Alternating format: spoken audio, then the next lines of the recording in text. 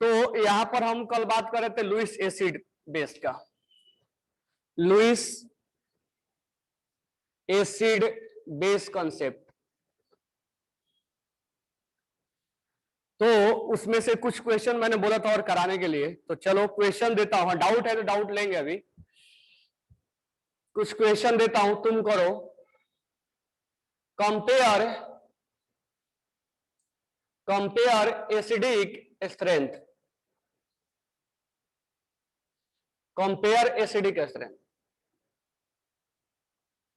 ठीक है, 3-4 क्वेश्चन एक साथ देता हूं, फिर एक्सप्लेन करूंगा।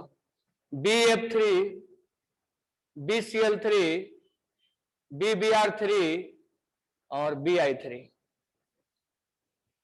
नेक्स्ट सेकेंड है HI, HF, HCl, HBr, H iodine. Third है CH4, NH3,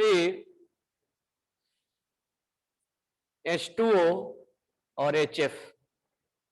फोर्थ है HClO4, HClO3, HClO2 और HClO, क्योंकि इसी टॉपिक में पूछा जाएगा तुमसे। तो एसिडिक स्ट्रेंथ बताना है। और कल मैंने अल्कोहल और एसिटिक एसिड में बताया था, अल्कोहल में और एसिटिक एसिड में कल मैंने कंपेयर करके बताया था। ठीक है, तो अब बताओ मेरे को इसका आंसर क्या क्या होगा, फिर मैं एक्सप्लेन कर रहा हूं। फर्स्ट का डिक्रीज होगा और सिद्धांत BF3 का ज्यादा होगा।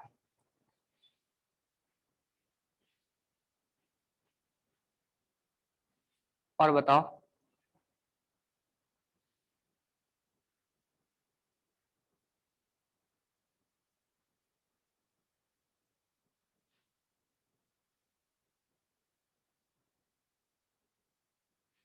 फर्स्ट इंक्रीज होगा।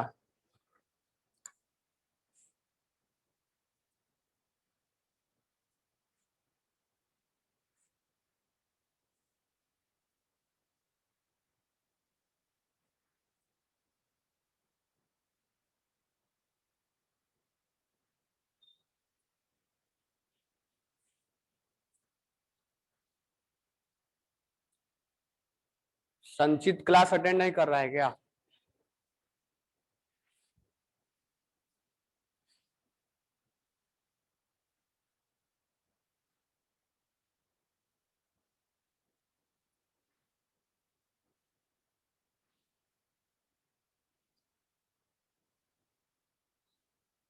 क्योंकि जब तुम वॉल्यूम बनाए होगे तो इस टाइप के क्वेश्चंस तुम्हें मिला होगा।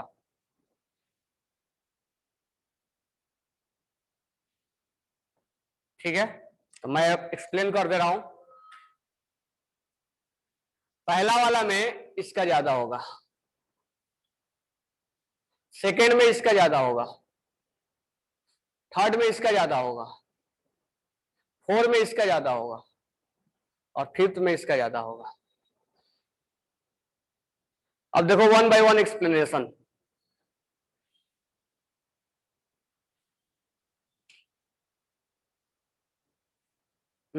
फर्स्ट में बैक बॉन्डिंग, सही बोल रहे हो। संस्कृति क्या का भी सही है। देखो यहाँ पे पहला का एक्सप्लेनेशन, अगर मैं बात करूं BF3 का,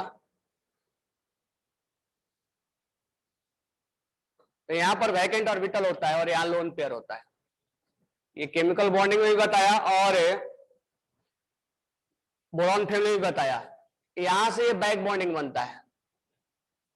this one will B form back bonding BB। तो ये जो वैकेंट ऑर्बिटल होता है ये 2s का होता है, सॉरी 2p का, और ये लोन पेयर जो होता है वो 2p का होता है। तो हम यहां पर बोल सकते हैं कि 2p वैकेंट ऑर्बिटल और 2p लोन पेयर के बीच में BB बन रहा है, यानी बैक बॉन्डिंग बन रहा है। अगर मैं डायरेक्ट यहां पर बात करूं BI3 में, Bi3 में, तो यहां भी लोन पेयर है और यहां भी वैकेंट ऑर्बिटल है। ये वैकेंट ऑर्बिटल 2p क्या है, क्लोरीन क्लोरीन ब्रोमीन आयोडीन 2 3 4 5। ये जो लोन पेयर है वो 5p का है। तो 2p और 5p में बैक बॉन्डिंग बन रहा है। तो हम जानते हैं कि बैक बॉन्डिंग जो है इसमें अच्छा बनेगा। क्यों?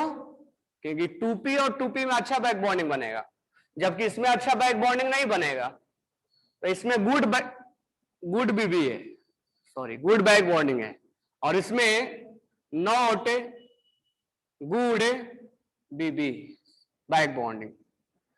तो उसमें अच्छा बैक बॉन्डिंग है, उसमें अच्छा बैक बॉन्डिंग नहीं है। देख सकते हो क्यों, 2p और 2p में ओवरलैपिंग हो रहा है, यहाँ 2p और 5p में ओवरलैपिंग हो रहा है, तो नॉट गुड बैक बॉन्डिंग। तो इसके वजह से ये जो वैकेंट ऑर्बिटल है वो डिसएपियर होता चला जा रहा है। जब ये बैक बॉन्डिंग बनाया तो ये बैक बॉन्डिंग भरने लग गया ना, तो डिसएपियर होता चला गया। तो यहां पर ये वैकेंट ऑर्बिटल खाली रहेगा, क्योंकि यहां बैक बॉन्डिंग बन ही नहीं रहा है, नहीं के बराबर बन रहा है। तो मान लो यहां पर 10% अगर खाली है ये, तो यहां पर 90% खाली रहेगा। और जो खाली वैकेंट ऑर्बिटल होता है उसको हम क्या बोलते हैं, लुईस एसिड बोलते हैं। तो this one is a good Lewis acid, क्योंकि इसका वैकेंट ऑर्बिटल खाली है। तो पहला का एक्सप्लेनेशन अगर एक लाइन में देना होगा तो क्या बोलेंगे कि इन BF3 it form 2p back bonding, and in Bi3 it form 2p and 5p back bonding, and here it form good back bonding. That's why vacant orbital will be mostly fulfilled, but here vacant orbital will be mostly unfilled. That's why this one will be good Lewis acid, क्योंकि Lewis acid क्या बोलता है, जिसके पास vacant orbital होता है। ठीक है, तो इसको लिखना है या डायरेक्ट अब आते हैं नेक्स्ट पे, ये मैं एक्सप्लेन कर दिया। तो एक लाइन में लिख लेना, यहां बैक बॉन्डिंग अच्छा नहीं बन रहा है इसीलिए। चलो नेक्स्ट पॉइंट, ये समझ में आ गया होगा सबको। नेक्स्ट पॉइंट पे आते हैं। हमें HF HCl HBr और HI में देखना है कि किसका एसिडिक स्ट्रेंथ ज्यादा है। HF HCl HF अगर ये अपना H+ लूज कर दिया, HCl अगर ये अपना H+ लूज कर दिया, HBr अगर ये अपना H+ लूज कर दिया, H आयोडीन अगर ये अपना H+ लूज कर दिया। अब इसमें हम इसको क्यों बोल रहे हैं, अब उसका रीजन समझो। लूज करने के बाद हम इसका स्टेबिलिटी चेक करते हैं। ध्यान से सुनना मैं क्या बोल रहा हूं। लूज करने के बाद हम इसका स्टेबिलिटी चेक करते हैं। क्यों स्टेबिलिटी चेक करते हैं, स्टेबिलिटी क्यों चेक किया जा रहा है?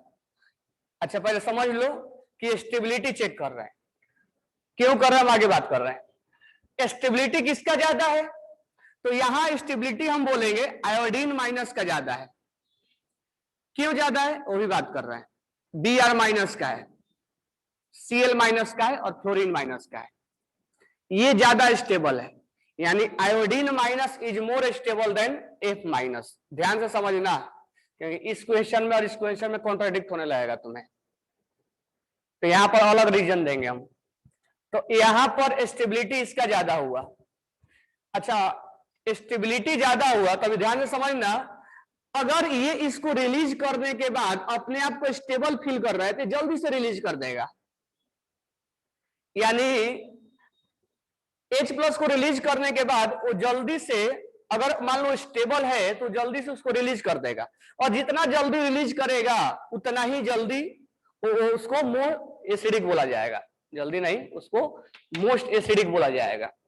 यानी बात करेंगे कि एनाइन जितना ज्यादा स्टेबल होगा उतना ही वो H+ को जल्दी, ऐसे अगर डेली लाइफ में समझ सकते हो, जैसे मेरे पास 2 फ्रेंड है, अगर मैं एक फ्रेंड को छोड़ के मैं स्टेबल हो गया तो मैं उसको जल्दी छोड़ दूंगा, अगर मैं इसको छोड़ने के बाद मैं स्टेबल फील नहीं कर रहा हूं तो मैं इसको जल्दी नहीं रिलीज करूंगा।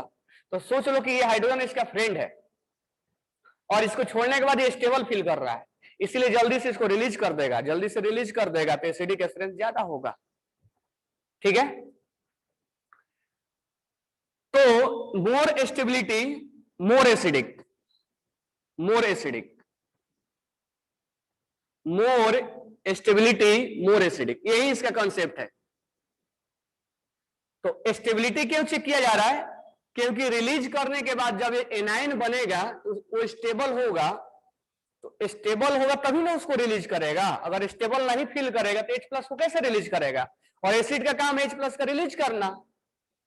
तो कौन जल्दी H+ को रिलीज करेगा ये हमें जानना है। तो जानने के लिए हम गए स्टेबिलिटी को खोजने कि कौन स्टेबल है, तो हमें मालूम चला कि आयोडीन स्टेबल है। अब बात रहा कि हमें कैसे मालूम कि आयोडीन ही स्टेबल है, तो उसका रीजन समझो। ये एनायन यानी निगेटिव चार्ज लगा हुआ है और आयोडीन का साइज ज्यादा है। ज्यादा होने की वजह से इसके पास अगर एक इलेक्ट्रॉन्स आ भी गया तो इनके बीच में रिपल्सन नहीं होता है।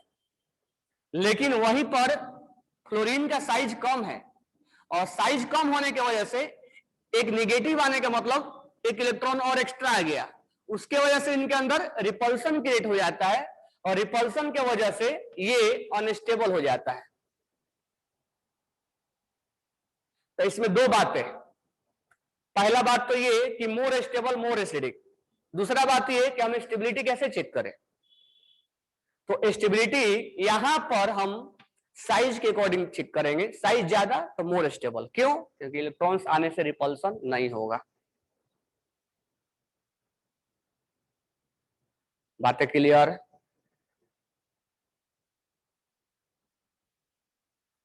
दो बातें चेक करेंगे। रिलीज करने के बाद वो एनाइन स्टेबल होना चाहिए, जितना ज्यादा स्टेबल होगा उतना ही ज्यादा वो एसिडिक होगा क्योंकि H+ को रिलीज कर देगा। दूसरा बात ये है कि स्टेबिलिटी कैसे चेक करें।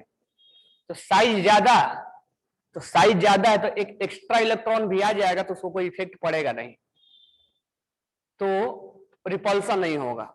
जबकि यहां पर साइज कम है, एक एक्स्ट्रा इलेक्ट्रॉन आता है तो उसका रिपल्सन ज्यादा हो जाएगा, अनस्टेबल फील करेगा। तो दो बातें चेक करना है, स्टेबिलिटी और स्टेबिलिटी ज्यादा तो एसिडिक। ठीक है, यहीं पे भी लिख लेना। अगर मान लो H2O है, H2S है, H2TE है, ओल्ड स्टाइल से सेलेनियम और टेलेनियम, ठीक है, इसका भी acidic strength same to same हम डिफाइन कर देंगे। ये भी लिख लेना यहीं पर।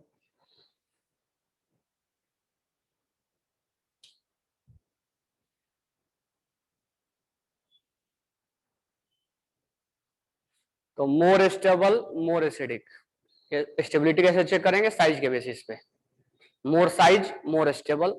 लेकिन यहां पर केवल साइज के बेसिस पे चेक करेंगे। अब देखो यहां पर हम कुछ और तरीके से चेक कर रहे थे पहला वाला में, तो इसीलिए मैं 4-5 पैटर्न तुम्हें बता दे रहा हूं कि हर पैटर्न में कंसेप्ट अलग अलग लगेगा, एक ही कंसेप्ट नहीं लगा पाओगे। इसमें क्वेश्चन नंबर 1 में बैक बॉन्डिंग लगा रहे हो, इसमें स्टेबिलिटी चेक करने के लिए साइज देख रहे हो, अजब विडंबना है। ये लिख लिए होगे, ये भी लिख लेना कि अगर इसका कंपेयर किया जाए तो इसका ज्यादा होगा, सेम टू सेम यही लॉजिक देंगे। अब आते हैं पॉइंट नंबर 3 पे। पॉइंट नंबर 3 में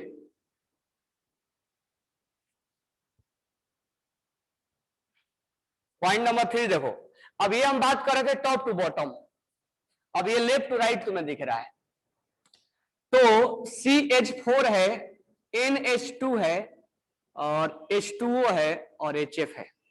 अगर इसमें हमें एसिडिक देखना है तो एसिडिक देखने के लिए हमें एक हाइड्रोजन को रिलीज करना पड़ेगा। करेगा कि नहीं करेगा वो हमें नहीं मालूम है, लेकिन हमें करवा के चेक करना पड़ेगा।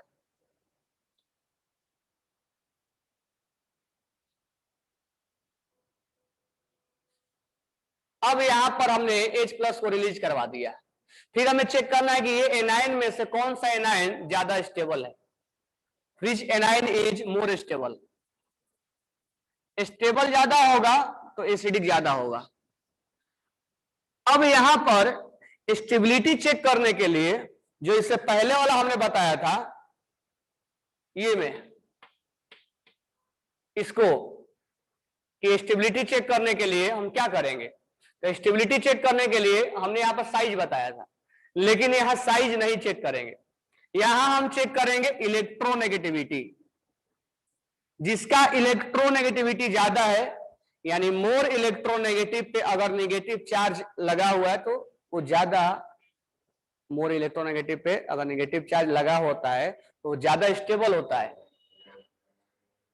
अगर मान लो सोडियम पे तुम माइनस लगा दोगे तो अच्छा लगेगा नहीं ना, क्योंकि इस पे माइनस लगा हुआ है तो लेस इलेक्ट्रोपॉजिटिव है।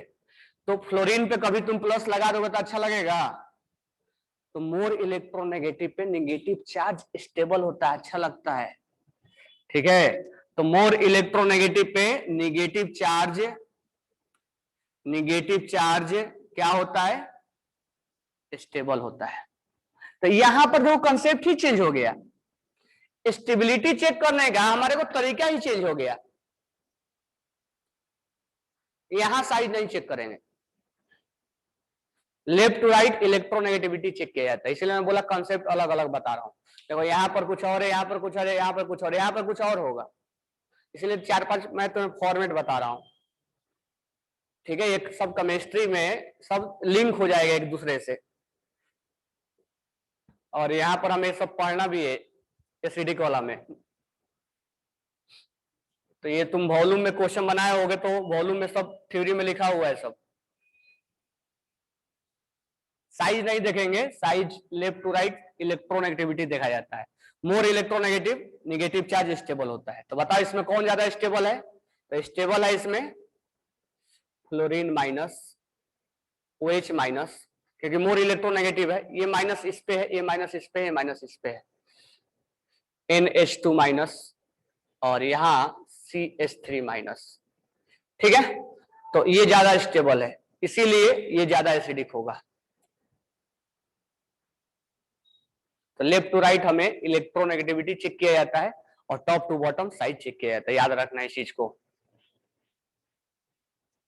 इसीलिए बोलता हूं कनेक्ट करके पढ़ोगे तो सारा चीजें केमिस्ट्री इजी लगेगा, नहीं तो रटने लगोगे। क्योंकि अभी ऑर्गेनिक बाकी है, सब ऑर्गेनिक में बहुत आता है ये। बातें हो गई क्लियर। तो यहां हमने बैक बॉन्डिंग देखा, यहां हम चार्ज, यहां पर हमने साइज के अकॉर्डिंग स्टेबिलिटी चेक किया और यहां पर इलेक्ट्रोनेगेटिविटी के अकॉर्डिंग स्टेबिलिटी चेक किया। अब नेक्स्ट क्वेश्चन में आते हैं, लिख लिए होगे, लिखते चलना। नेक्स्ट आते हैं पॉइंट पे। नेक्स्ट पॉइंट ये है कि इनमें हमें चेक करना है कि किसका है, और ये कई बार नीट में भी आ चुका है। इसमें हमें चेक करना है कि किसका एसिडिक स्ट्रेंथ ज्यादा है। तो इनको चेक करने के लिए हम यहां पर ऑक्सीडेशन स्टेट निकालेंगे।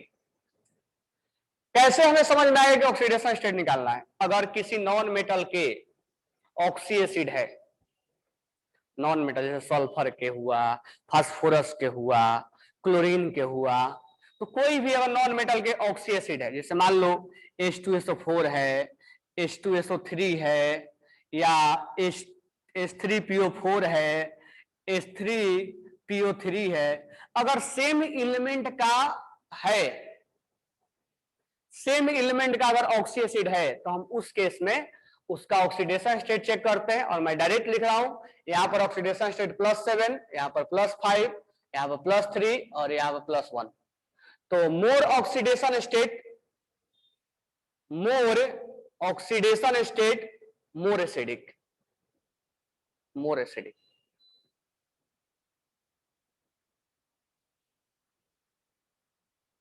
मोर ऑक्सीडेशन स्टेट मोर एसिडिक। यहां पर अगर देखोगे तो ये आ जाएगा +6 और यहां पर आ जाएगा +4, तो more oxidation state more acidic. यहां पर आ जाएगा +5 और यहां पर आ जाएगा +3, मोर ऑक्सीडेशन स्टेट मोर एसिडिक। तो यहां पर हमने कंसेप्ट अलग ही चेक किया। तो यहां बैक बॉन्डिंग, यहां साइज, और यहां इलेक्ट्रोनेगेटिविटी, यहां ऑक्सीडेशन स्टेट, और यहां अल्कोहल और एसिडिक में हम रिजोनेंस स्टेबलाइज देख रहे थे, रिजोनेंस स्टेबलाइजेशन देख रहे थे। तो देखो एक चीज तुम्हें कॉमन दिख रहा होगा, एसिडिक चेक करने में हम बार बार स्टेबिलिटी देख रहे हैं, यहां पर तो वैकेंट ऑर्बिटल हम देख रहे थे ना, यहां पर हम साइज की वजह से स्टेबिलिटी देख रहे थे, यहाँ इलेक्ट्रोनेगेटिविटी के वजह से स्टेबिलिटी देख रहे थे, यहाँ ऑक्सीडेशन स्टेट की वजह से स्टेबिलिटी देख रहे हैं, और यहाँ पर रिजोनेंस के द्वारा स्टेबिलिटी देख रहे हैं। तो देखने के नजरिया तरीके चेंज हो जा रहे हैं हमारे, और आंसर भी उसी तरह से वेरी करेगा। अब तुम्हारे दिमाग में आएगा सर हम कब क्या करेंगे, तो टाइप इतना ही है, फॉर्मेट इतना ही है, और देखते क्वेश्चन में समझ में आ जाएगा कि हमें इसी टाइप से कोई ना कोई एक में जाना है। इसका रेजोनेंस का टाइप अलग है, ये देखते समझ में आ जाता है, ये टॉप टू बॉटम समझ में आ जाता है, लेफ्ट टू राइट समझ में आ जाता है, तो टाइप इतना ही है। ठीक है, क्लियर हो गया बात?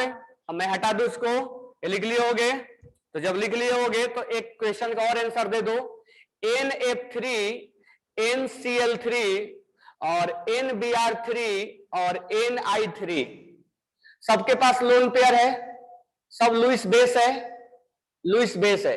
तो इनमें बताओ कि अच्छा लुईस बेस कौन है, which one is a good Lewis base और व्हाई? अच्छा लुईस बेस कौन है? रिजोनेंस स्टेबलाइज अभी लिख लो, ऑर्गेनिक में बताएंगे इसको।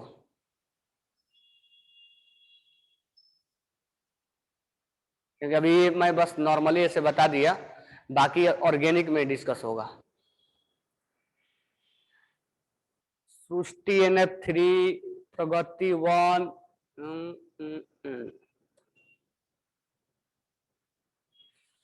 NF3 होगा।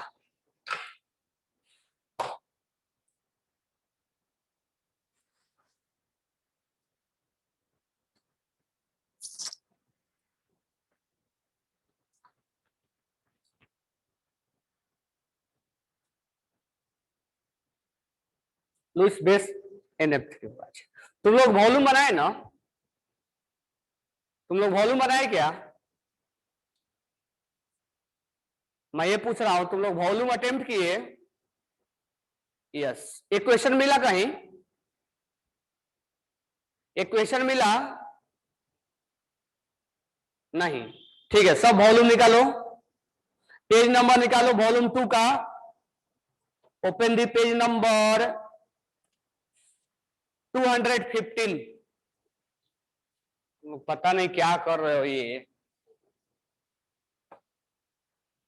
पेज नंबर निकालो 215। तुम लोग को पढ़ने का लग रहा है तरीका ही चेंज हो गया है, केवल थ्योरी पढ़ते हो, पता नहीं मार्क्स भी अब कम आने लग गया तुम लोगों को।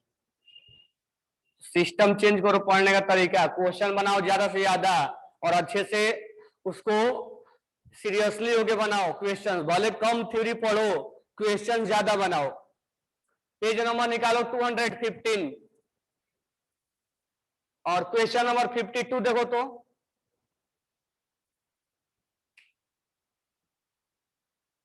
वॉल्यूम 2 का पेज नंबर 215 निकालना और क्वेश्चन नंबर 52 देखो।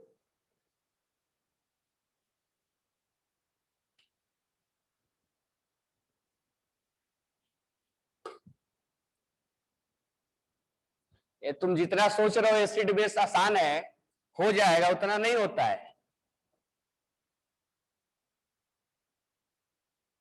तुम अभी आयनिक इक्विलिब्रियम के फर्स्ट स्टेज पे ही हो, उससे भी प्रॉब्लम आ रहा है, इसको अच्छे से इसको डील करो पहले। ए मिला क्वेश्चन, NF3 NCl3 NBr3 और Ni3 which one is good Lewis base?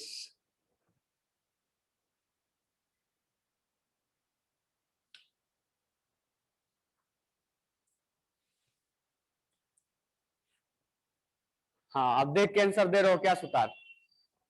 कौन अच्छा लुईस बेस है, मुझे को ये बताओ। सबका गलत आंसर आया है, इसका लुईस बेस अच्छा है ये। अब देखो इसका लॉजिक है, लॉजिक क्या है, NF3 में लोन पेयर है, ठीक है। अब मैं डायरेक्ट एक लास्ट वाला लिख रहा हूं, NI3 में यहां भी लोन पेयर है। अब ये लोन पेयर के वजह से इसको हम लुईस बेस के नाम से जानते हैं।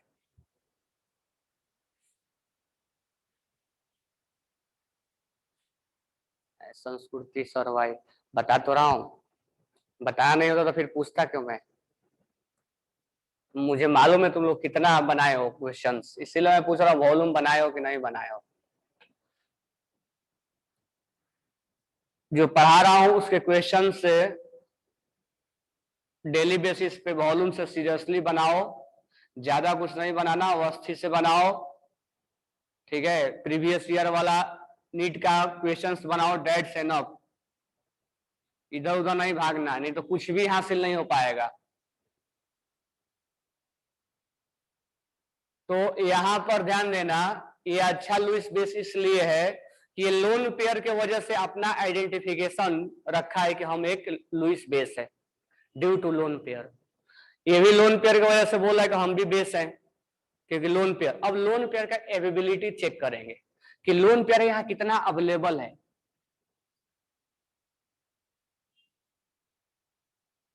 Availability of lone pair,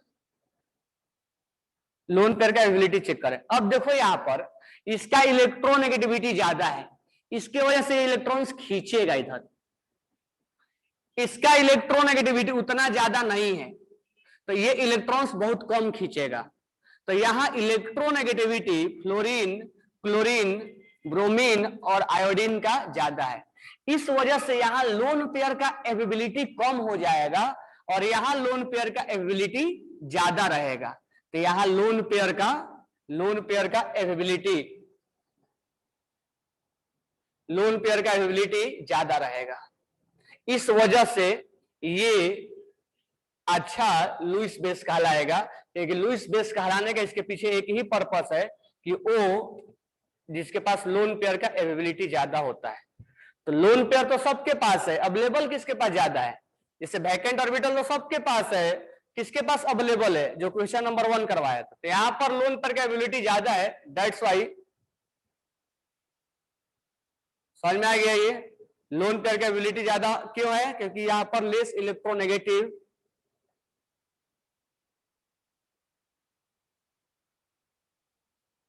clear हो गया।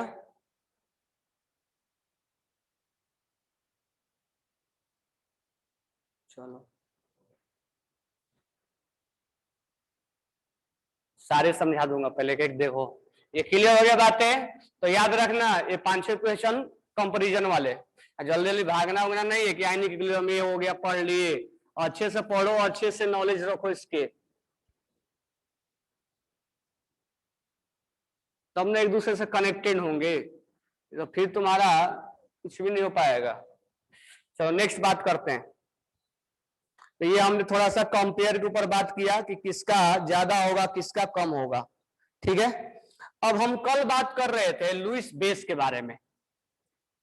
लुईस बेस के बारे में हमने बोला था कि लुईस बेस जहां पर केटायन होगा, सॉरी लुईस एसिड, जहां पर केटायन होगा वो लुईस एसिड होगा, क्योंकि वैकेंट ऑर्बिटल है इसके पास, हो जाएगा। और वैकेंट ऑर्बिटल के वजह से ये लोन पेयर को एक्सेप्ट कर सकता है, ठीक है। हमने एग्जाम्पल भी दिया था, कई और सारे एग्जाम्पल्स हमने लिखे थे। H प्लस है, H प्लस है, Ag प्लस है, कोबाल्ट प्लस है, Fe+3 है, कॉपर +2 है, निकेल +2 है, निकेल +2 है, आयरन +2 है, अल्युमिनियम +3 है, सोडियम प्लस है। इनके पास वैकेंट ऑर्बिटल, इसलिए लुईस एसिड कहलाते हैं, ठीक है। अब इनमें से तुम्हें 2 क्वेश्चंस को उठा के पूछेगा, ध्यान देना। एक पूछेगा H3O+ के बारे में और एक पूछेगा NH4+ के बारे में कि ये प्लस है तो क्या ये लुईस एसिड है कि नहीं है। लुईस एसिड ये कहलाएगा या नहीं कहलाएगा? तो मुझे बताओ तुम पहले कि ये लुईस एसिड दोनों हाइड्रोनियम आयन और ammonium ion is a Lewis acid और नॉट? अगर है तो क्यों है, अगर नहीं है तो क्यों है, क्यों नहीं है? तो ये हाइड्रोनियम आयन और अमोनियम आयन लुईस एसिड क्यों नहीं है? Hydronium ion and ammonium ion is not a Lewis acid. चलो मैंने बोल दिया कि ये लुईस एसिड नहीं है। तो कल मैंने बोला था जहां केटाइन दिखे वहां समझ जाना कि लुईस एसिड है, लेकिन ये hydronium ion ammonium ion Lewis acid क्यों नहीं है? Why hydronium ion and ammonium ion is not a Lewis acid? Not a electrophile सिद्धांत। तुम लोग पहले से केमिस्ट्री डाउनफॉल में गया हुआ है, तुम लोग ऊपर आए ही नहीं हो। क्या पर है? किसी का जवाब? No vacant orbital. और मीका का राहुल चौहान वैकेंट ऑर्बिटल नहीं है, बिल्कुल सही है, वैकेंट ऑर्बिटल नहीं है। प्लस देखो इसका ऑक्सीजन, ऑक्सीजन में 6 इलेक्ट्रॉन होता है, 1s2 2s2 2p4 8। तो यहां लास्ट में 2 इलेक्ट्रॉन है, यहां पर 2 है और यहां पर 4 है, 1 2 3 4। हाइड्रोनियम आयन में प्लस है तो एक इलेक्ट्रॉन्स को हटा दो, एक इलेक्ट्रॉन्स को हटा दो क्योंकि लूज कर दिया हमने, तो ये 2 इलेक्ट्रॉन बच गया, 3 यहां बच गया, 5 ही होगा ना। और ये बॉन्ड बना दो और यहां लगा दो प्लस। अगर तुम देखोगे तो ये बॉन्ड इनके साथ बना हुआ है, या हाइड्रोनियम आयन का तुम देखोगे, अगर ये नहीं भी करो तो हाइड्रोनियम आयन का बॉन्ड ऐसे बनता है, इस छोड़ दो हटा दो, हाइड्रोनियम आयन का बॉन्ड ऐसे बनता है और बॉन्ड बनने की वजह से ये क्या होता है, 1 2 से आपका शेयरिंग के बाद इलेक्ट्रॉन्स काउंट करो, 1 2 3 4 5 6 और 7 8। इसका ऑक्टेट कंप्लीट है, ऑक्टेट इसका कंप्लीट है, यानी इसके पास नो एनी वैकेंट ऑर्बिटल, इनके पास वैकेंट ऑर्बिटल नहीं है। ये 2 ऐसे प्लस हैं जिनके पास H3O plus is conjugate acid of H2, उससे क्या फर्क पड़ता है? इनके पास वैकेंट ऑर्बिटल नहीं है, ऑक्टेट कंप्लीट इसका नहीं है, सॉरी, और ऑक्टेट कंप्लीट हो चुका है, इसीलिए प्लस होते भी 2 ऐसे प्लस है जिनके प्लस रहते हुए भी इनका ऑक्टेट कंप्लीट होता है, हाइड्रोनियम आयन और अमोनियम आयन। इनका दोनों का सेम रीजन होगा, यहां भी तुम देखोगे प्लस लगा दोगे तो एक इलेक्ट्रॉन लूज 1 2 3 4, ये कार्बन बन जाएगा और ये 4 बॉन्ड बनाएगा, इसका भी सेम टू सेम होगा। इसका ऑक्टेट कंप्लीट है, काउंट कर सकते हो 1 2 3 4 5 6 7 8। तो 2 ऐसे केटाइन होते हैं जो प्लस लगने के बावजूद भी इसके पास वैकेंट और ऑक्टेट कंप्लीट होता है, इनके पास वैकेंट ऑर्बिटल नहीं होता है। तो ये 2 स्टार लगा के लिख लेना कि इनके 2 ऐसे केटाइन हैं जो कभी भी लुईस एसिड नहीं हो सकते हैं, क्योंकि इनका ऑक्टेट कंप्लीट होता है, इनके पास वैकेंट ऑर्बिटल नहीं होता है। That's why it is not a Lewis acid, Lewis base भी नहीं बोलेंगे इसको।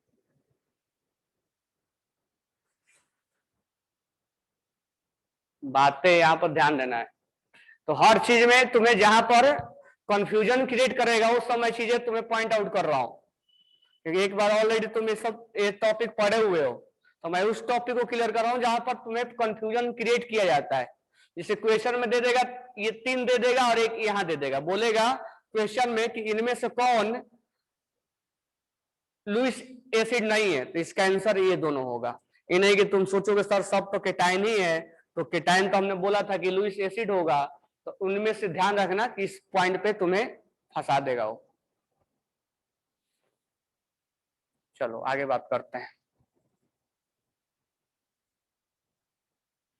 नेक्स्ट पॉइंट एक और लिख लेना कि जिस एलिमेंट के पास, एटम के पास अगर 6 इलेक्ट्रॉन है,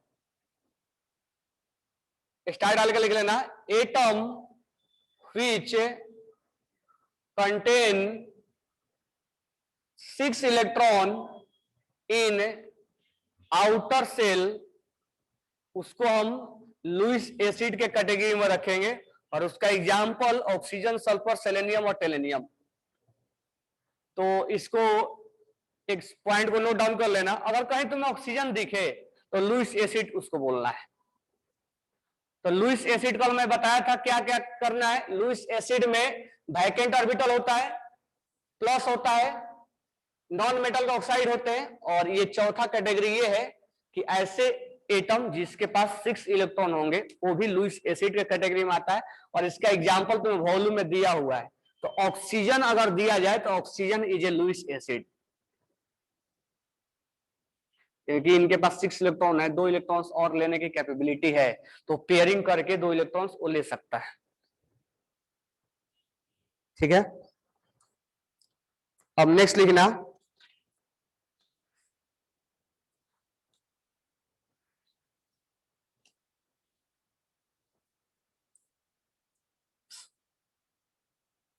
नेक्स्ट लिखना limitation of Lewis theory. Limitation of Lewis theory.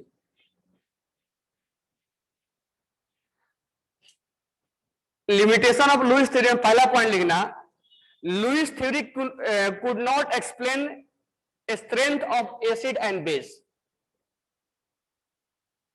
Lewis theory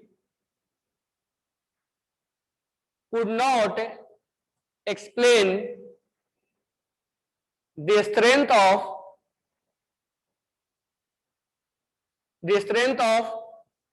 acid and base। जैसे हम बोलते हैं ना कि ये स्ट्रॉन्गर एसिड है, ये वीकर एसिड है, तो लुईस एसिड इस बात को वो एक्सप्लेन नहीं कर पाता है कि कौन स्ट्रॉन्गर है कौन वीकर है। लेकिन जबकि अर्हानियस थ्योरी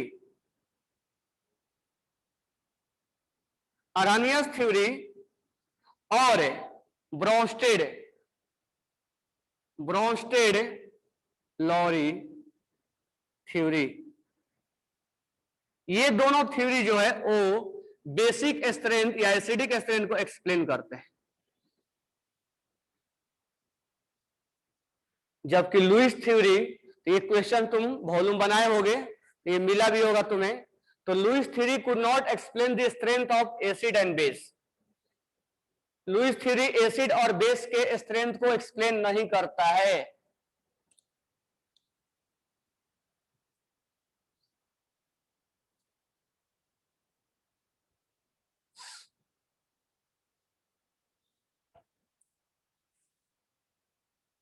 नेक्स्ट पॉइंट लिखना, all Lewis base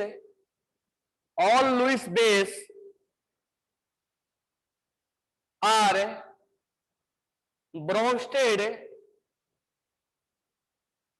Lowry base and all Lewis base are Bronsted Lowry base and similarly all Bronsted Lowry base are Lewis base. यानी सारा Bronsted Lewis base Bronsted base हो सकता है और ब्रॉन्स्टेड बेस लुईस बेस हो सकता है, लेकिन all Lewis acid are not Bronsted Lowry acid and similarly all Bronsted Lowry acid are not Lewis acid।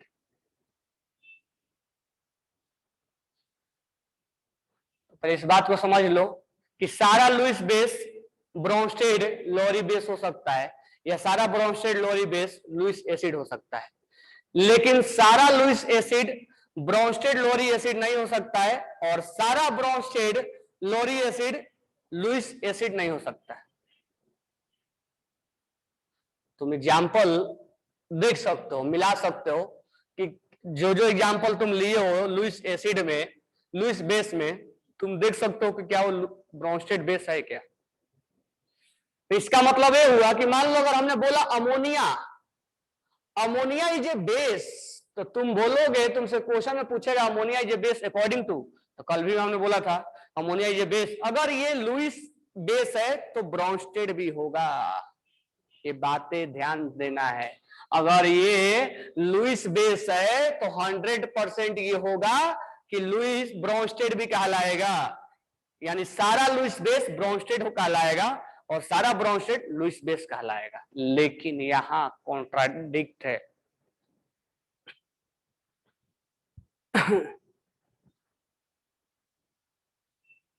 F minus के बारे में सोचो, एफ माइनस पे लोन पेयर है, ये एच प्लस को गेन कर लेगा और एच एफ बन जाए, या एच एफ अगर एसिड है तो ये बेस होगा, तो ये लोन पेयर है तो इसको लुईस बेस बोल सकते हैं। तो सारा लुईस एसिड ब्रोंस्टेड लोरी हो सकता है और सारा ब्रोंस्टेड लुईस बेस हो सकता है, लेकिन एसिड में नहीं।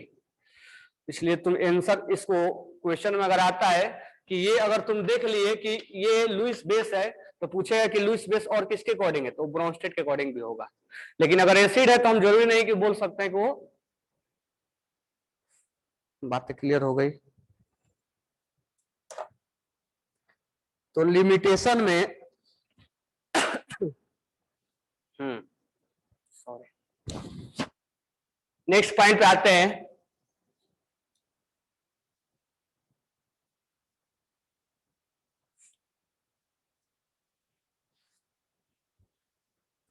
नेक्स्ट पॉइंट लिखना कि Bronsted acid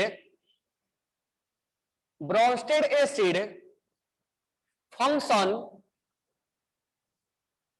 as an acid only in presence of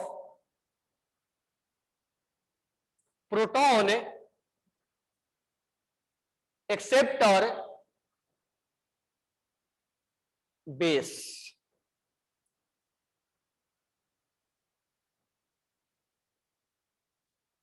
HCl can act as a acid in water but not in benzene।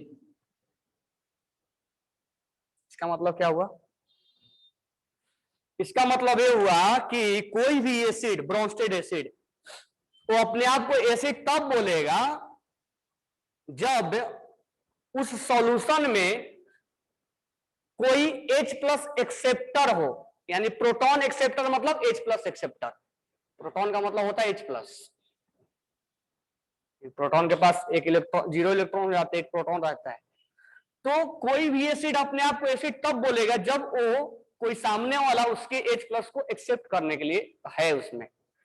तो एग्जांपल से हम समझ सकते हैं HCl can act as acid. HCl एक एसिड तब है जब उसको वाटर में डालेंगे तब, क्योंकि वाटर उसके H प्लस को क्या कर लेगा, एक्सेप्ट कर लेगा। लेकिन वही अगर हम बेंजीन में डाल देंगे Cl को, Cl डिजोल्व इन बेंजीन, उस केस में हम इसको एसिड नहीं बोलेंगे। This one will be not act as a acid, क्योंकि इसके द्वारा लूज किया गया हाइड्रोजन कोई लेने के लिए तैयार नहीं है। बेंजीन सॉल्वेंट तो है लेकिन ले नहीं पाएगा, इसीलिए एसिड की तरह यहां पर ट्रीट नहीं करेगा। तो एक एसिड अपने आप को एसिड तब बोलेगा जब वो उसके द्वारा लूज किया गया H प्लस सामने वाला एक्सेप्ट करे। Similarly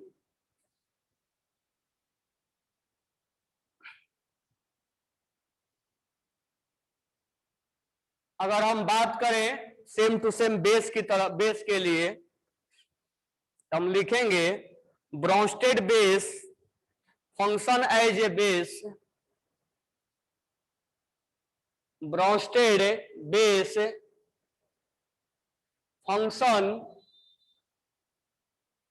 function as a base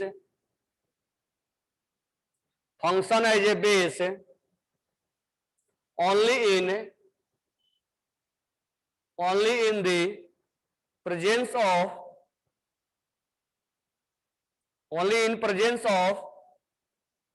proton donor यानी ये सीड। यानी इसमें ये है कि एक बेस अपने आप को बेस तब बोलेगा जब उसमें कोई H+ डोनेट करने वाला होगा। अगर वो डोनेट ही नहीं किया तो H+ गेन नहीं कर पाएगा, उस समय बेस नहीं कहला पाएगा।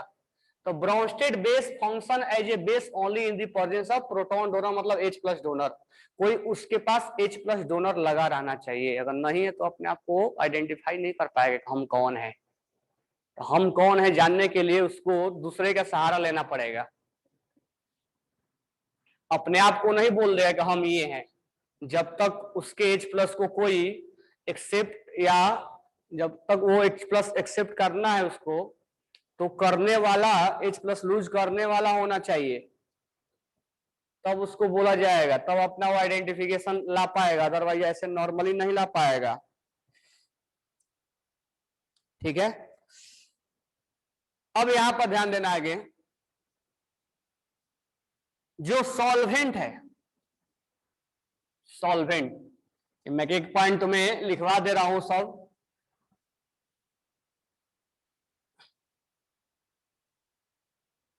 जो सॉल्वेंट है वो सॉल्वेंट को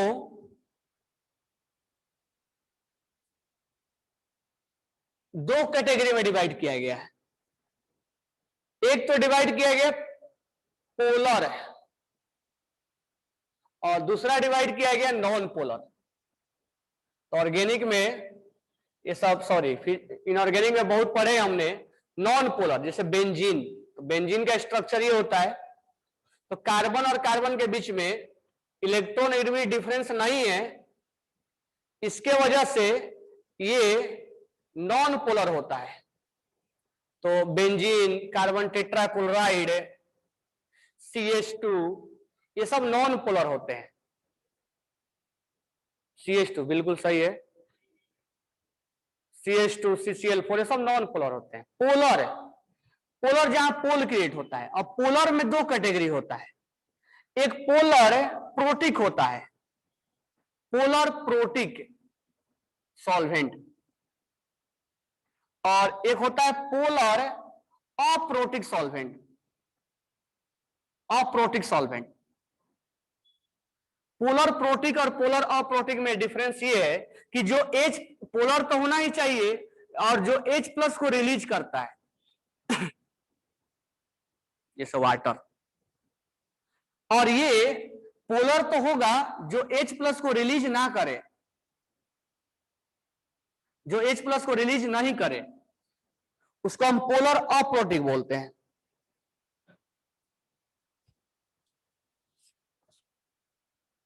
जैसे एग्जांपल हम लेते हैं CHCl3, सॉरी CHCl3। अब CHCl3 फिजिकल में बताया हूं, सॉरी इनऑर्गेनिक में ये पोलर होता है, लेकिन H+ को रिलीज नहीं कर पाएगा। CH2Cl2 ये पोलर है लेकिन H+ को रिलीज नहीं कर पाएगा। ठीक है,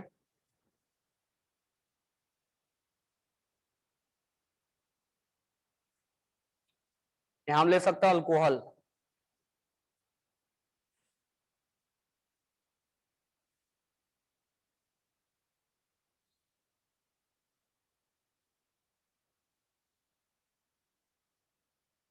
ये DMSO भी होता है, नहीं लिखा हुआ है।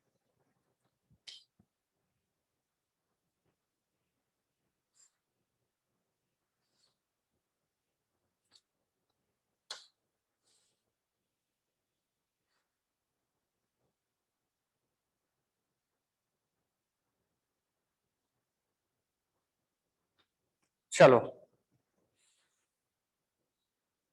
और भी ऑर्गेनिक में लिखवा दूंगा, ये बस थोड़ा नॉलेज के लिए बता दिए। अब नेक्स्ट पॉइंट पे आते हैं।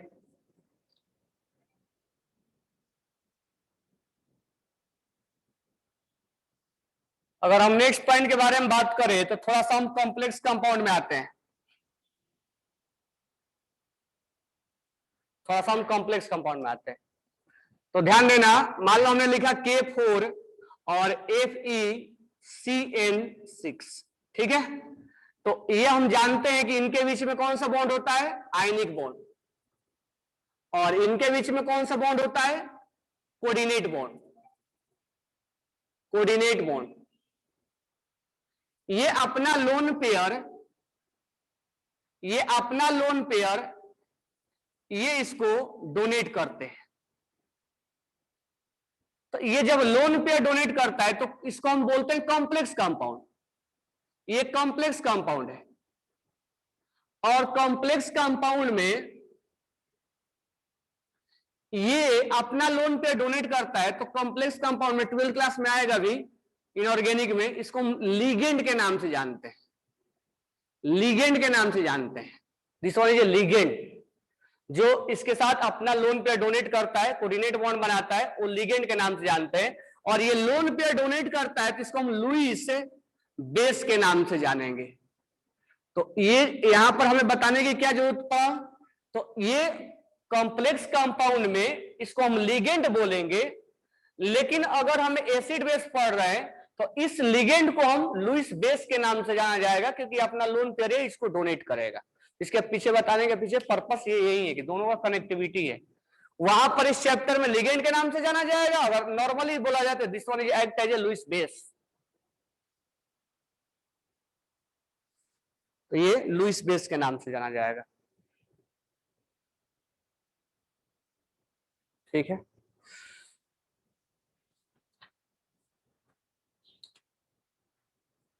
चलो नेक्स्ट एक दो पॉइंट और बता रहा हूं,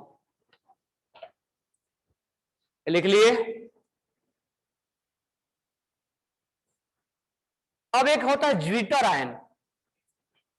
तुम जब वॉल्यूम बनाए होगे तो एक क्वेश्चन मिला होगा ज्विटर आयंस। तो मुझे बताओ कोई, what is zwitter ion? Zwitter ion किसको बोलते हैं? तुम अगर वॉल्यूम के क्वेश्चन अटेम्प्ट किए होगे तो तुम्हें एक मिला होगा ज्विटर आयन।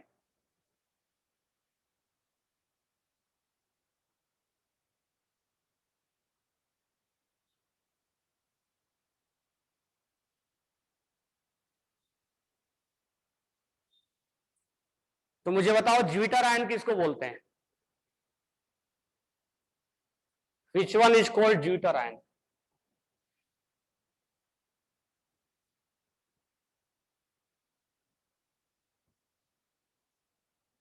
ध्यान देना, क्वेश्चन नंबर तुम पेज नंबर 215 पर क्वेश्चन नंबर 34 बनाए होगे तो वहां लिखा होगा glycine exist as a zwitter ions. तो एक मैं फॉर्मूला लिख रहा हूं NH3 plus CH2 COO minus. अगर एक ही कंपाउंड के ऊपर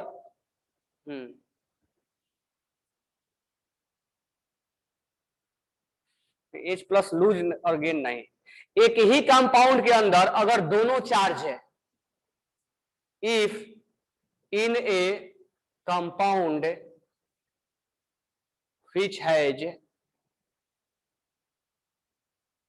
both charge, both नेगेटिव और पॉजिटिव चार्ज, अगर एक ही कंपाउंड के ऊपर दोनों चार्ज है, नेगेटिव भी और पॉजिटिव भी है, that is called zwitter ion, that is called zwitter ion, zwitter ion है, तो उसको हम ज्विटर आयन बोलते हैं। चलो अपना अपना वॉल्यूम निकाल लो, मैं कुछ क्वेश्चंस बोल रहा हूं। तो क्वेश्चन नंबर 1 से लेके और 57 तक कल मैंने तुम्हें दिया था बनाने के लिए, 87 तक शायद दे दिया था, वो दूसरा अलग पार्ट है। तो इसमें से डाउट बोलो मेरे को, 1 to 57,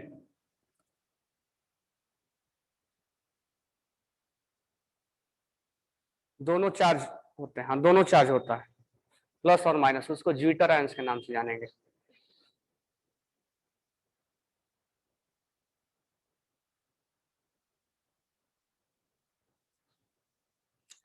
या नहीं क्यों? पेज नंबर 124, 125, 125 कहां से आ गया? 215 ना, 44, 47, 48। और बोलो डाउट है? सुतार अभी 44 डिस्कस किया, मिका 8 नंबर। और क्वेश्चन नंबर 57 का आंसर की रॉन्ग दिया है, तो देख लेते हैं। 57 और 53 और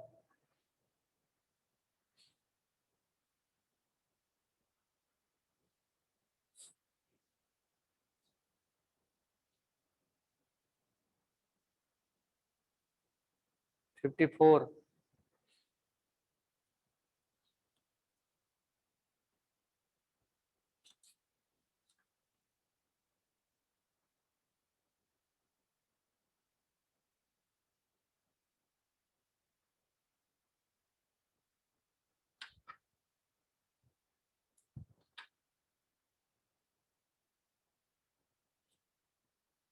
question number 50, SnCl2 plus 2Cl minus, ये बन गया SnCl2 प्लस 2 इलेक्ट्रॉन। मुझे कोई समझाए कि इसमें लुईस एसिड कौन है, रट के नहीं, बता के बताना है कि लुईस एसिड कौन है। Bronsted theory and Lowry theory are both different. नाम एक ही लिया जाता है, ब्रोंस्टेड एंड लोरी थ्योरी, अलग अलग हमें इसमें नहीं पढ़ना है।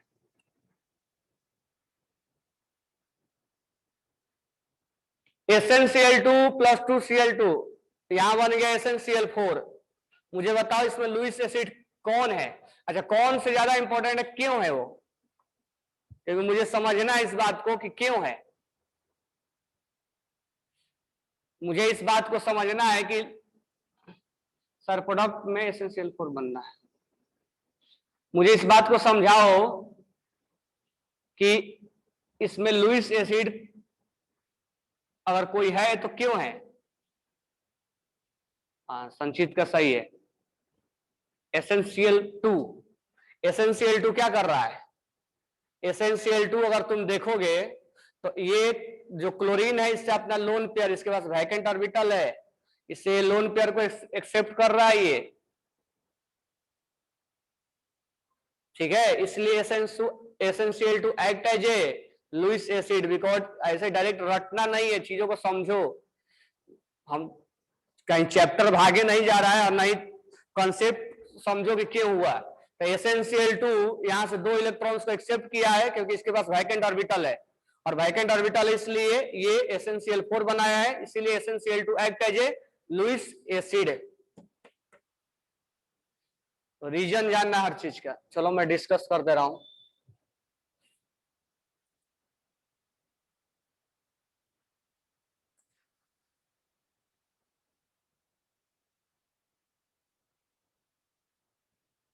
It which are following used as a differentiating solvent for acid।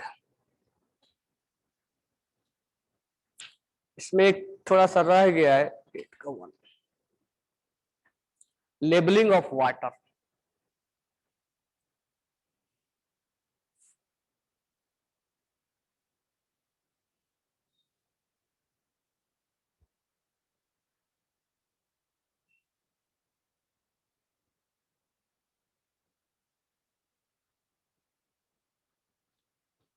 रुक जाओ, मैं क्या बता रहा हूँ, 8 नंबर वाला लेबलिंग ऑफ वाटर पढ़ाने के बाद ही बताऊंगा। 44 नंबर, 44 हो गया ना तुम्हारा। लुईस एसिड अभी अभी लिखवाया था। 44 में oxygen act as a Lewis acid. 47 not a Lewis acid, AlCl3 के पास वैकेंट ऑर्बिटल होता है, ठीक है, और उसके बाद BCl3 के पास वैकेंट ऑर्बिटल होता है, और SnCl4 के पास भी वैकेंट ऑर्बिटल होगा, और BaCl2 तुम्हें याद होगा BaCl2 S ब्लॉक का है, और S ब्लॉक का एलिमेंट्स इनके पास ये कभी लोन पेयर एक्सेप्ट वगैरह नहीं करते हैं, इसीलिए लुईस एसिड नहीं है। ये है, ये है, ये है 48 है। which of the following is a Lewis base? BCl3 vacant orbital है तो ये लुईस एसिड है। उसके बाद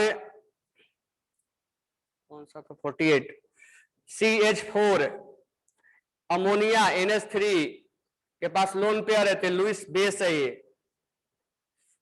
HNO3 के पास लोन पेयर हट गया, कोऑर्डिनेट में चला गया, तो लुईस बेस कौन है?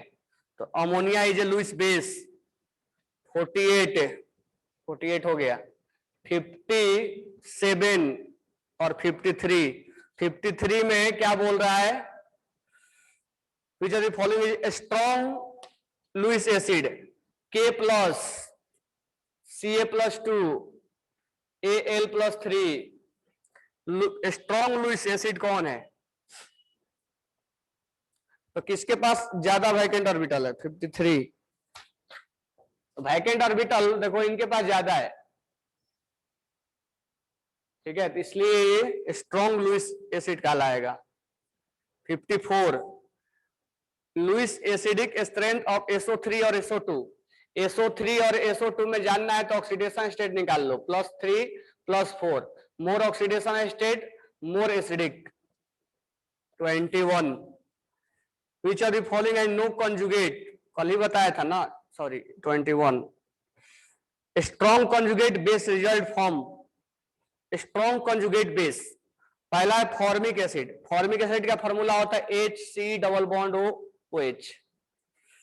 ये अगर H प्लस लूज करेगा तो ये स्ट्रॉन्ग होगा और ये वीक बनेगा। बेंजोइक एसिड, अच्छा तो ऑर्गेनिक आ गया पूरा, इसको अलग से बनाना पड़ेगा।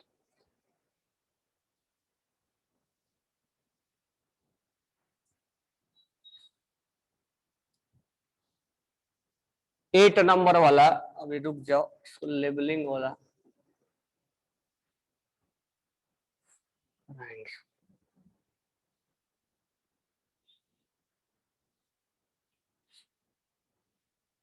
21 देखो, strong conjugate strong base result formic acid HCOH।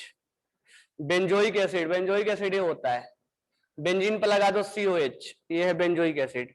Acetic acid CH3 C double bond OH होता है, और एसिटाइलिन यानी C2H2 C triple bond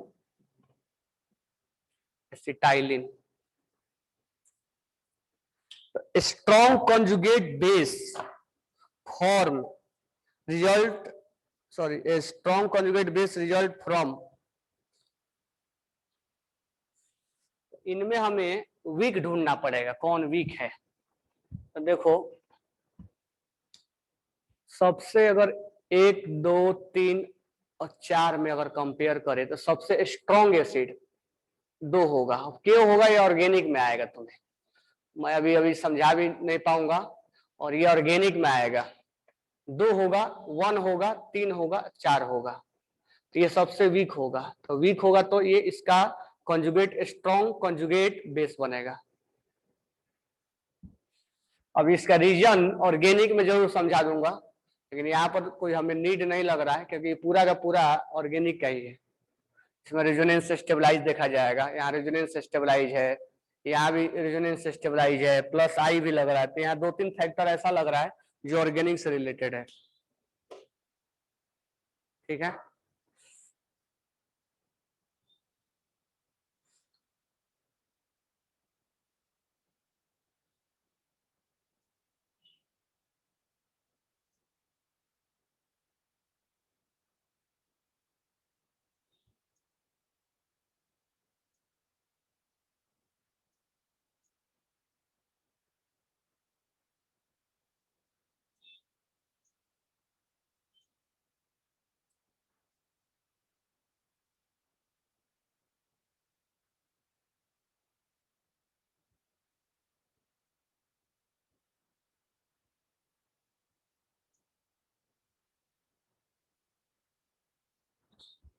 force में मल्टीपल बॉन्ड है ना, तो ये एसिड कहलाएगा, ये sp हाइब्रिडेशन होता है, इसलिए बोला ऑर्गेनिक में सिखाएंगे। ये H+ लूज करने के बाद ना जिस कार्बन का हाइब्रिडेशन sp हो जाता है वो अपने आप को नाइट्रोजन समझने लगता है, उसका इलेक्ट्रोनेगेटिविटी नाइट्रोजन के बराबर हो जाता है, उस केस में ये H+ को रिलीज कर देता है।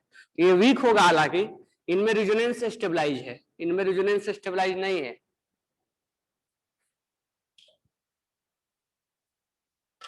ठीक है, बाकी बना लिए होगे ना।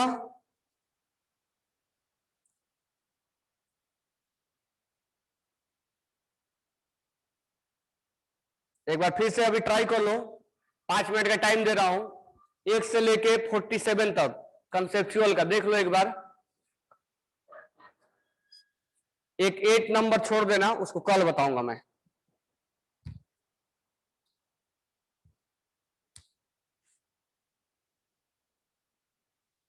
सबका हो गया?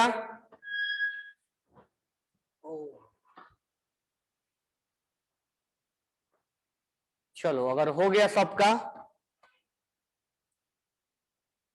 15 नंबर। 15 नंबर क्या है? Which of the following is amphoteric? Chlorate ions, acetate ions, sulphate ions, bicarbonate ions. Bicarbonate ions होगा HCO3, इसको बाइकार्बोनेट बोलते हैं। ये दोनों जगह जा सकता है, ये H+ गेन भी कर सकता है और ये लूज भी कर सकता है, इसलिए एम्फोटेरिक कहलाएगा। अगर हो गया तो हेडिंग डालो। अब यहां से हम स्टार्ट कर रहे हैं ओस्वार्ड डायलूट लॉ। तो अभी ओस्वार्ड थोड़ा आयनिक का यहां से मीनिंग भी समझ लेंगे। तो राइट डाउन हेडिंग। तो हम सेकेंड टॉपिक की तरफ बढ़ रहे हैं और ये टॉपिक है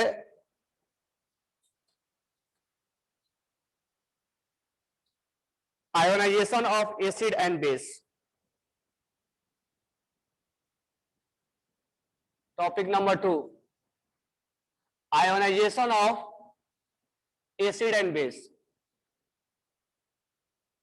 ionization of acid and base. ठीक है, इसमें हम ये भी पढ़ेंगे डिग्री ऑफ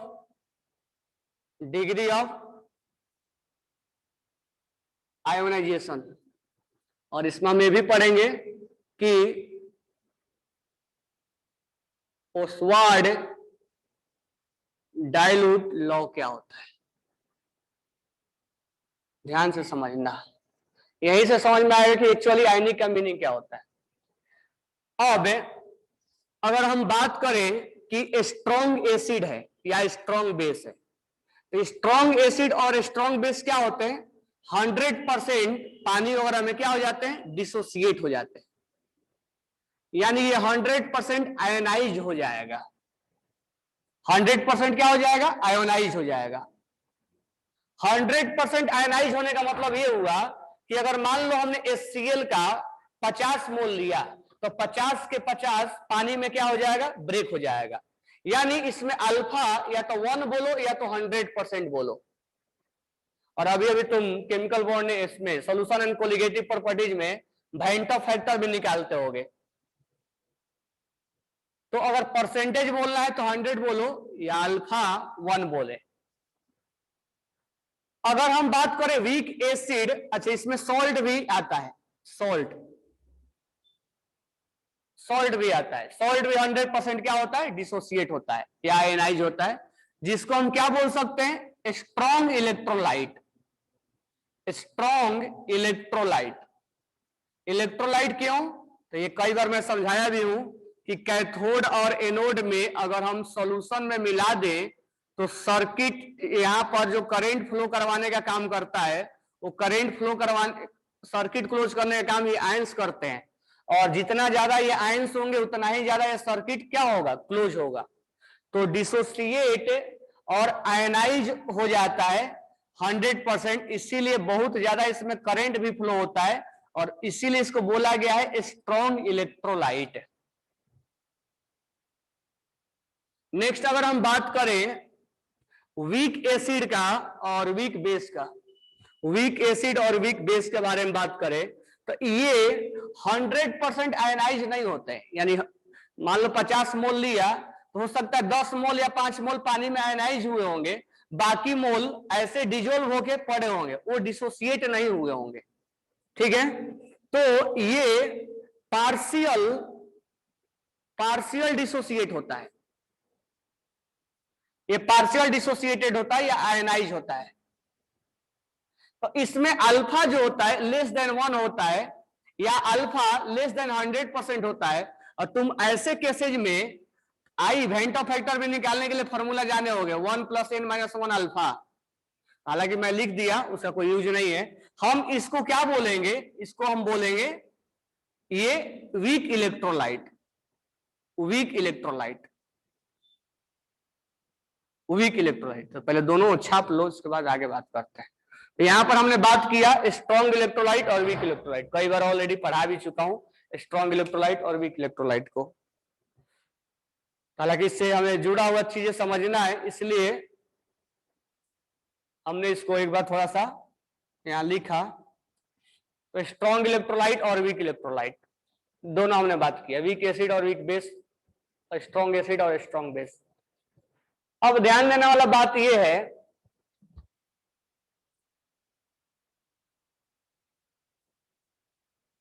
लिख लिए होगे,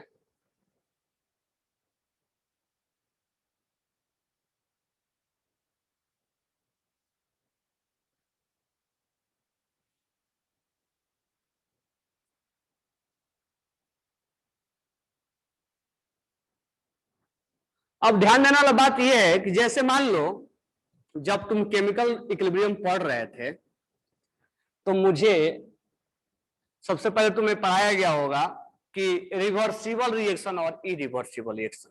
जैसे मान लो C+O2 बना CO2, तो ये है इरिवर्सिबल रिएक्शन।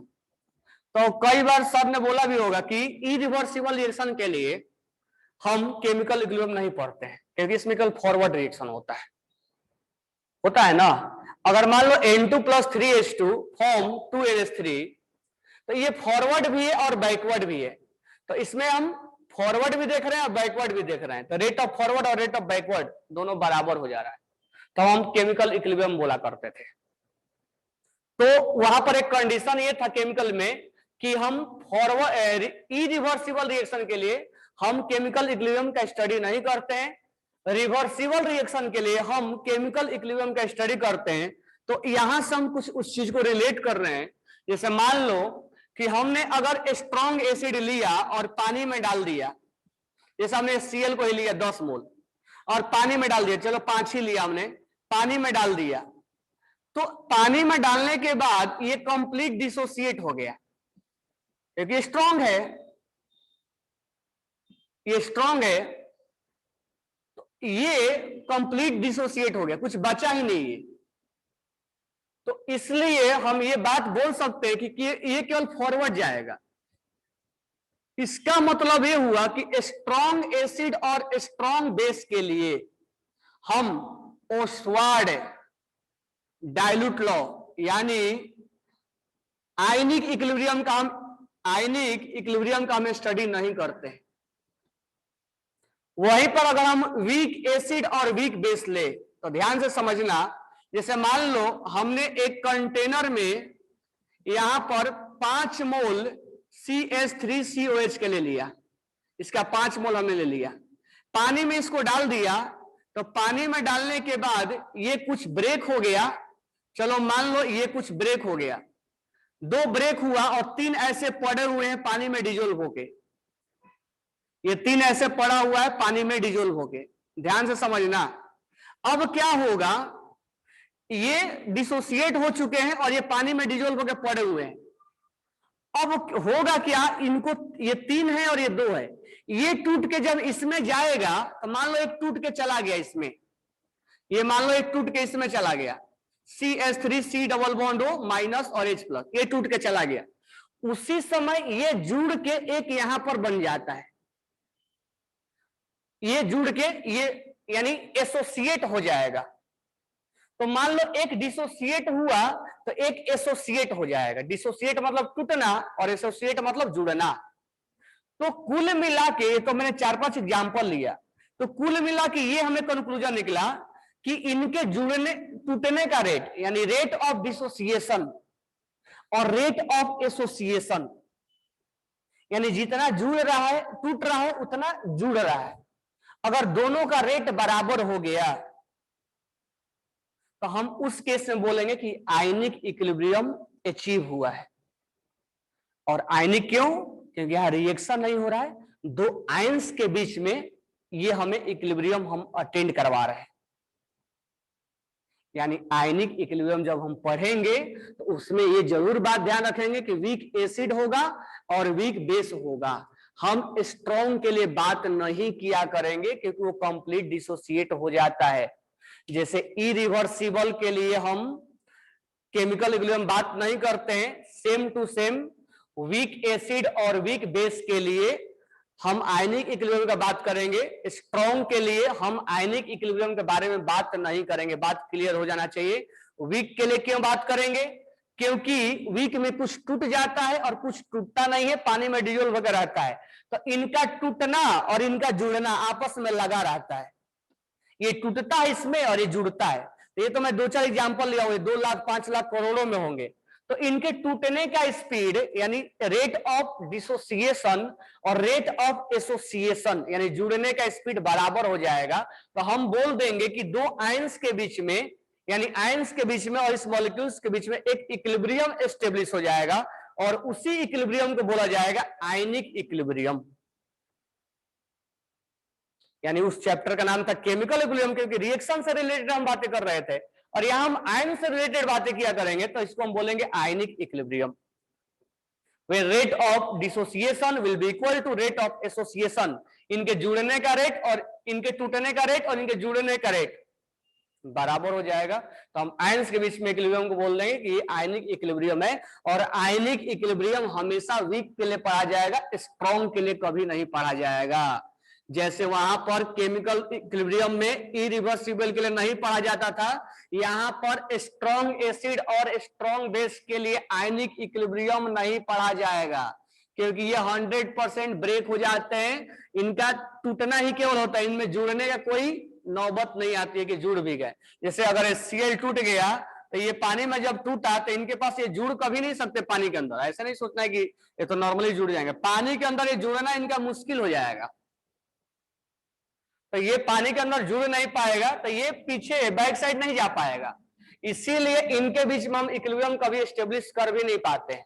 जबकि वीक में अगर CH3 C डबल बॉन्ड हो, पानी में अगर जाके टूटा तो CH3 C डबल हो माइनस और H प्लस, ये आपस में जुड़ भी सकते हैं और ये बन सकते हैं। तो ये टूटता है और ये जुड़ता है, तो इनके टूटने का स्पीड और जुड़ने का स्पीड बराबर हो जाता है। तो हम बोलते हैं कि उनमें आयनिक इक्विलिब्रियम एस्टेब्लिश हो रहा है, क्योंकि हम ये रिएक्शन नहीं कर रहे हैं कि हम रिएक्शन के लिए केमिकल इक्विलिब्रियम बोल दें। तो आयंस के बीच में देखा जा रहा है, तो आयंस के बीच में देख रहे हैं, that's why it is called ionic equilibrium. ठीक है, तो आयनिक इक्विलिब्रियम ध्यान रखना कि हम वीक एसिड और वीक बेस के लिए पढ़ा करेंगे, स्ट्रॉन्ग के लिए नहीं पढ़ा करेंगे। अगर हम यहाँ पर एग्जाम्पल्स अगर लें कि मान लो एक एसिड है HA, वीक एसिड है, ठीक है, वीक एसिड है और ये पानी में जाके टूट गया, H प्लस और A माइनस में टूट गया। मान लो T इक्वल टू 0 पर। अब ये हमने एक रिप्रेजेंट करने के लिए लिखा है, ये नहीं कि ये एक ही है, ये तो एक है और टूट गया, कुछ ये बचा भी होगा। तो इनका जुड़ के ये बनना और इनका इसमें टूटना, ये आना जाना लगा रहेगा। और जब दोनों बराबर हो जाएंगे, रेट ऑफ डिसोसिएशन और रेट ऑफ एसोसिएशन, तो हम बोल देंगे कि आयनिक इक्विलिब्रियम आ चुका है। अब यहां पर मान लेते हैं इस एसिड का कंसंट्रेशन C है और ये 0 है। T इक्वल टू इक्विलिब्रियम आते आते C माइनस C अल्फा, ये तुम सब आयनिक में पढ़ चुके होगे, elite sorry M plus C minus C alpha, और ये बन जाएगा C अल्फा और ये बन जाएगा C अल्फा। अल्फा के बारे में जानते हैं ना? चलो, क्योंकि ये आयनिक में केमिकल में ही बता दिया गया होगा, C minus C alpha C alpha C alpha. ठीक है, तो अगर मैं यहां पर लिखूं K equal to product divided by reactant, H plus का कंसंट्रेशन A माइनस का कंसंट्रेशन डिवाइडेड बाय HA का कंसंट्रेशन, HA का कंसंट्रेशन। तो यहां पर हम एसिड के लिए निकाल रहे हैं, इसलिए हम नाम दे देंगे Ka, एसिड के लिए A नाम दे देंगे। H प्लस का कंसंट्रेशन कितना है? C alpha into C alpha upon C minus C alpha. इसको थोड़ा सा कैलकुलेट कर देते हैं तो ये हो जाएगा C alpha into C alpha, और ये हो जाएगा 1 माइनस अल्फा, तो ये हो जाएगा सी से सी कैंसिल हो गया, तो ये बच जाएगा K a equal to C alpha square और 1 माइनस अल्फा। ठीक है, 1 माइनस अल्फा ये बच गया।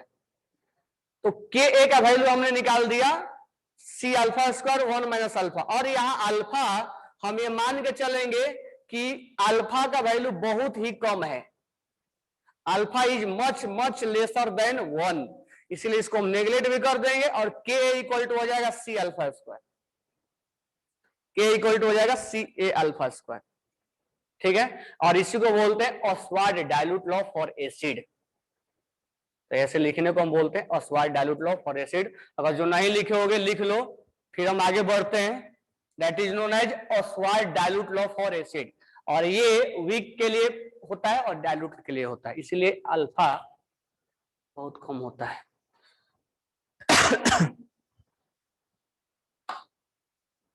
तो this one is called Oswald dilute law for acid.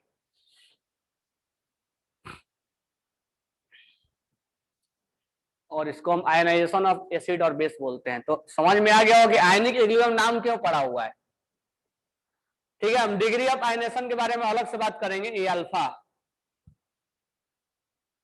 ये ऑलरेडी तुम लोग शायद पढ़ ली होगी, इसीलिए मैं थोड़ा इसको आइस पढ़ा दिया। ठीक है,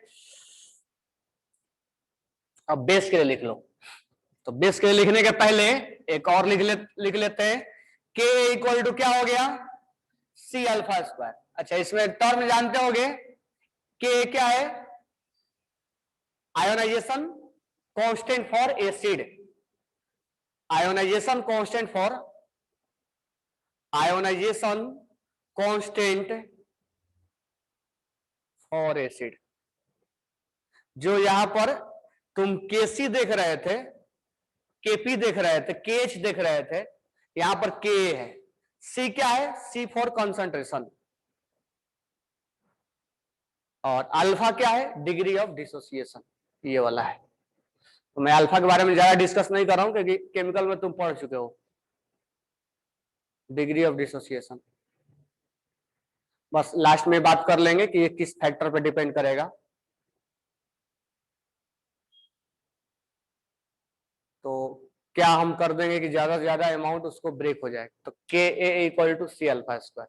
सेम टू सेम अगर हम बात कर लें बेस के लिए, तो वीक बेस के लिए ऑस्वाल्ड डाइल्यूट लॉ। तो अगर हम वीक बेस के लिए बात करेंगे, ये सब तुम्हें निकालने के लिए आ सकता है कि वीक बेस है, पानी में डाला, कुछ पार्ट इसका ब्रेक हुआ, कुछ पार्ट ब्रेक नहीं हुआ, तो टी इक्वल टू 0 पर हम लिख देंगे। सी है, 0 है, 0 है, टी इक्वल टू इक्विलिब्रियम पे C minus C alpha, C alpha और सी अल्फा। सॉरी, यहां पर बेस है तो BOH ले लो, तो B प्लस और OH माइनस, B प्लस और OH माइनस।